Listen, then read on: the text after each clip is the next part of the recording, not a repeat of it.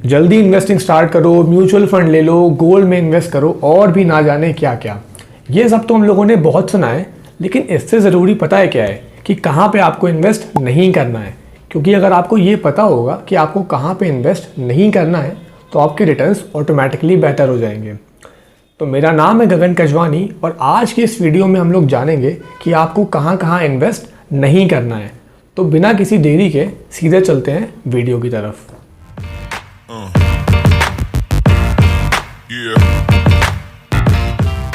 तो हमारा सबसे पहला इंस्ट्रूमेंट है फिक्स डिपॉजिट्स। जी हाँ, सही सुना आपने। लेकिन ये जानने से पहले कि एफडीज में इन्वेस्ट करना क्यों बुरा है, एक डिस्क्लेमर है कि अगर आपकी एज 40 साल या 50 साल है और आपका मोटिव अपनी इन्वेस्टमेंट्स को ग्रो करने की बजाय इन्फ्लेशन से बचाना है, तो इस केस में आप एफडी में इन्वेस्ट कर सकते हैं। तो आइए जानते हैं जो लोग यंग हैं और जिनका मोटिव है कि अपनी इन्वेस्टमेंट्स को आने वाले 10 साल या 20 साल में एक अच्छे CAGR से कंपाउंड करना, उनके लिए एफडीज में इन्वेस्ट करना क्यों बुरा है। देखिए, अगर आप हिंदुस्तान में पिछले कुछ सालों का डेटा उठाकर देखेंगे तो आप ये पाएंगे कि इंडिया में हर साल 6% से इन्फ्लेशन बढ़ती है। यानी कि आप जो भी प्रोडक्ट आज आप यूज़ करते हैं, चाहे वो राइस हो या दाल हो, ठीक 1 साल के बाद उसकी वैल्यू 6% से बढ़ जाएगी। यानी कि अगर मैं और भी आसान भाषा में कहूँ तो जो आपकी मनी है हर साल उसकी वैल्यू 6% से घट रही है। आइए तो इसको एफडी से कंपेयर करके देखते हैं। अगर आप किसी भी बैंक में जाके एफडी का इंटरेस्ट चेक करेंगे तो वो होगा लगभग 6%। यानी कि अगर आप किसी भी बैंक में आज 100 रुपये की एफडी करवाते हैं तो ठीक 1 साल के बाद आपके जो इन्वेस्टमेंट है उसकी वैल्यू हो जाएगी 106 रुपये।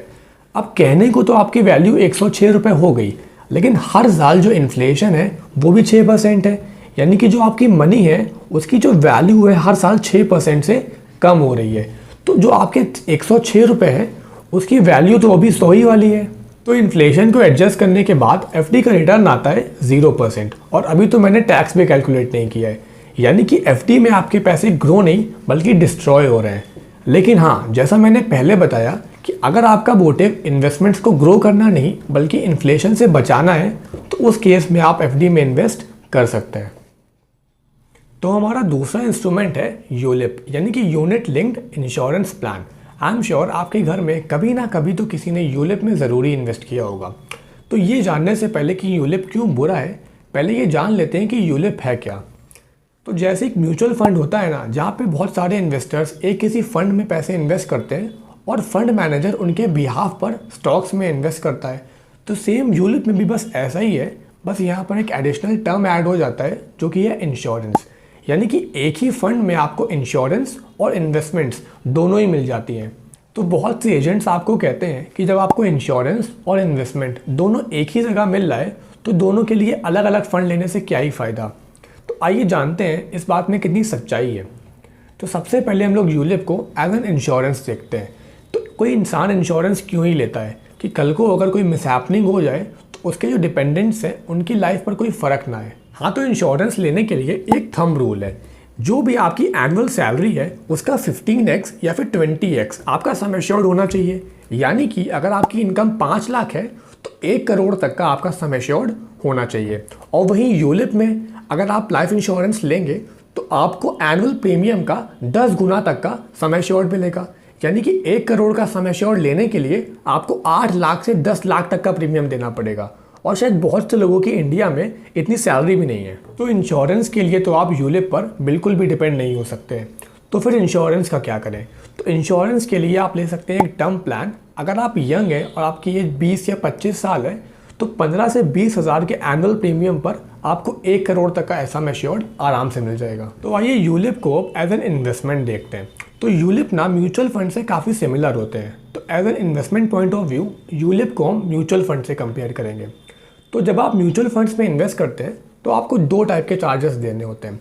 सबसे पहला है एक्सपेंस रेशियो, जो कि इनकी मैनेजमेंट फ़ीस होती है और आपके अकाउंट से डेली डिडक्ट होती है। और दूसरा है एग्जिट लोड, यानी कि जब आप अपना पैसा विड्रॉ करेंगे तो यानी कि मोस्टली म्यूचुअल फंड में 1% का एग्जिट लोड लगता है।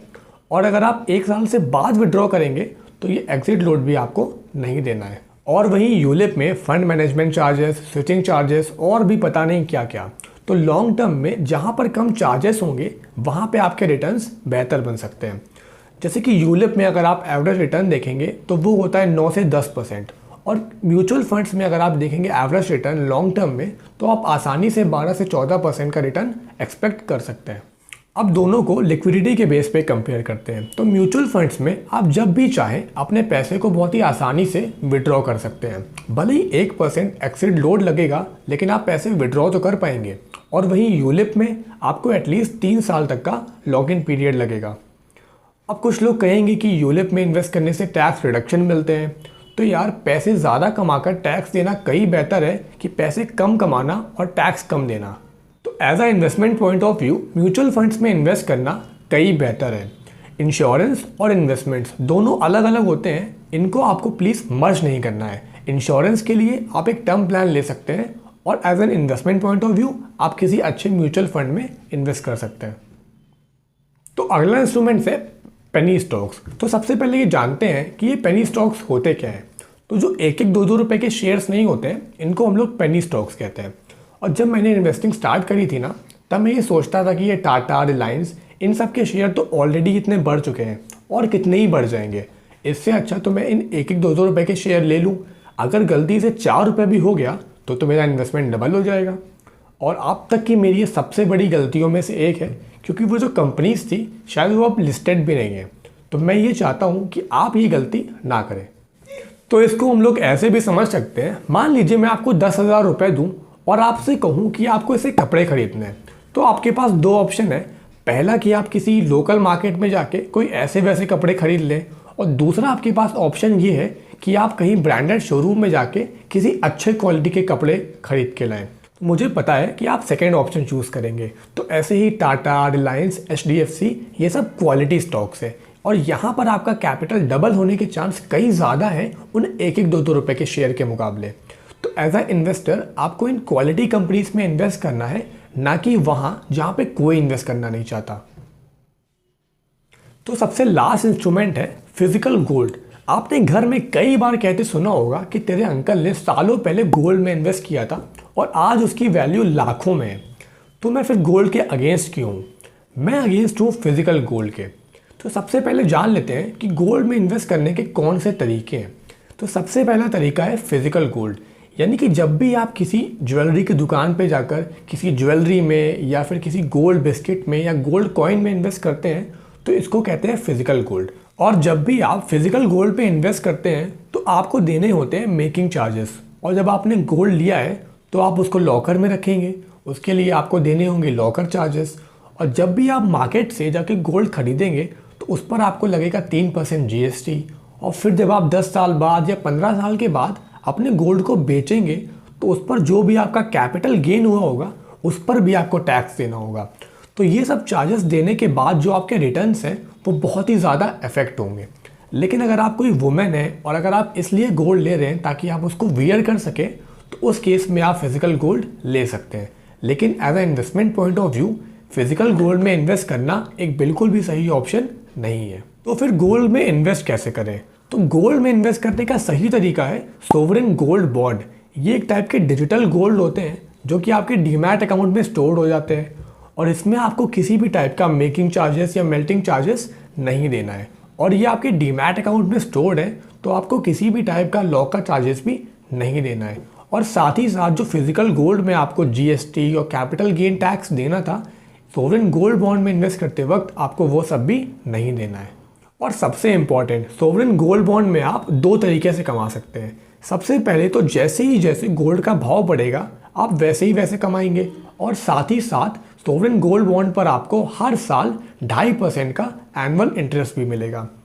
वैसे सोवरेन गोल्ड बॉन्ड की मैच्योरिटी 8 साल की होती है, यानी कि आप 8 साल के बाद ही इनको सीधा RBI से मैच्योर करवा सकते हैं। लेकिन अगर आपको पहले ही पैसों की ज़रूरत पड़ गई तो आप डायरेक्टली इनको एक्सचेंजेस पर सेल कर सकते हैं, लेकिन इस केस में आपको कैपिटल गेन टैक्स एक्सेम्पशन नहीं मिलेगी। तो ये थी 4 जगह जहां पे आपको कभी भी इन्वेस्ट नहीं करना चाहिए। तो आई होप हमेशा की तरह आपको ये वीडियो भी इन्फॉर्मेटिव लगी होगी। तो मैं मिलता हूं आपसे नेक्स्ट वीडियो में। Thank you.